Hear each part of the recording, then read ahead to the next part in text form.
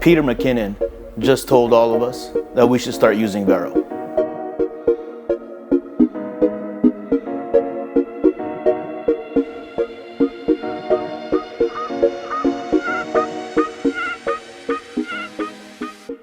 Nah, I'm just kidding. He didn't actually say that. As a photographer, it's important to always look for new opportunities to get your work out there and also to start gathering a following on any platform.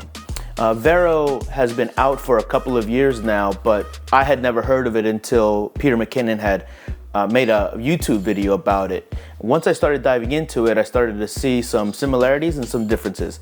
In this video, we're gonna go over 3 of the main things that I've noticed thus far, and hopefully it can help you making a decision by the end of the video.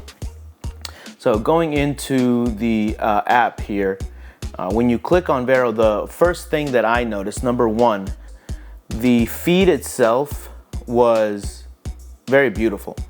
I started following a couple of different photographers, and you can see that the UI and the UX was very thoughtfully designed. So as I'm going through the app, I'm noticing that the canvas where the image is displayed is actually a blurred out version or a gradient, a gradual gradient of the colors in the image itself. I know of another app that can do that to your own photos, and I've done so when posting images to Instagram. Very nice looking feeds, and I can tell that the images are uploaded in a higher quality. Before we get on to the second point, I wanted to invite all of you to follow me on Instagram and also follow me on Vero. I'm going to be posting images on there daily, and I'm going to be in the description of all of the images that I post. I put the camera body that I'm using and also the lens that I'm using for that particular picture. This video is a little different than my regular content, but I am going to be posting at least 1 video a week for the remainder of this year. If that's something that interests you, please go down to the bottom and consider subscribing. Thank you. So the second thing that I like about Vero compared to Instagram is the ability to post an image, a landscape photo, that once you click on it and you turn your phone to the side, you're able to see the photo in its full landscape glory. Instagram, I've been able to do that, to accomplish that, by posting a larger image and cropping it down to size, and you can see it creates a very cool effect, like a seamless transition that extends the photo.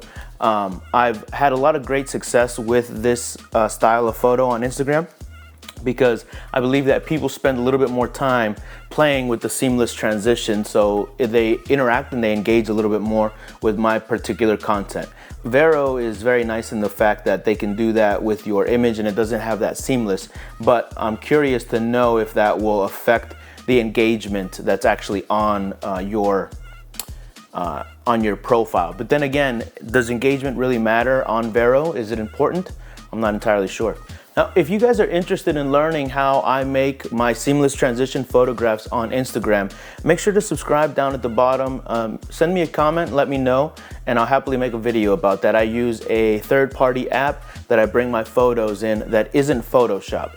Obviously, you could do this on Photoshop, but Photoshop is incredibly expensive and it's not accessible to everybody. The third and last thing that I want to mention about Vero compared to Instagram is that Vero has no ads, and that creates a really welcoming environment where you're not being sold to constantly.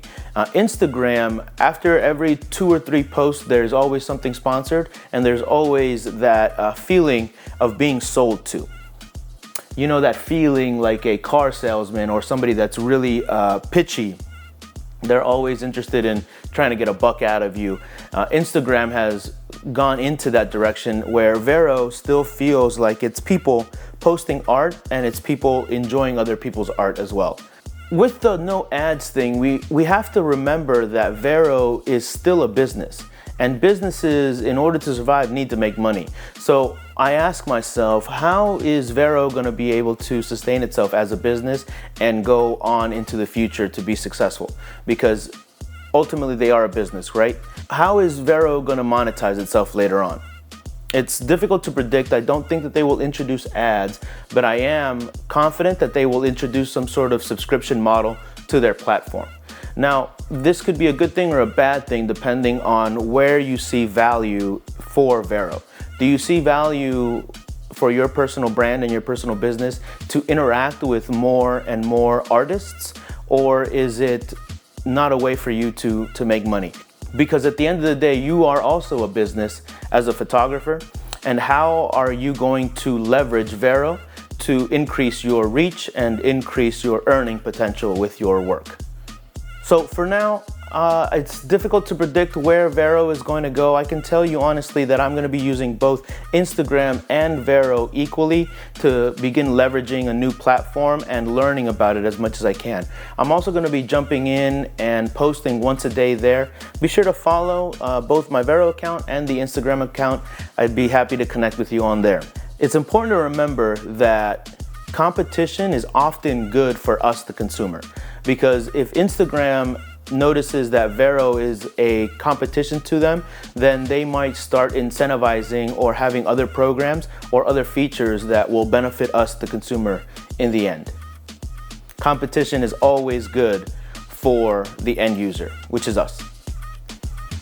Well guys, I think that's gonna do it for me. I know that this was a little bit of a different video than what I normally post, but I wanted to get my opinion out there, and I also wanted to see what you guys had to say. And I wanted to have an opportunity to share my link, and also for you guys to share yours with me, so I can link up with other like-minded photographers. Again, my name is Vic. I'm a photographer based in the United States. Thank you for watching my channel, and I appreciate all of your time. Adios.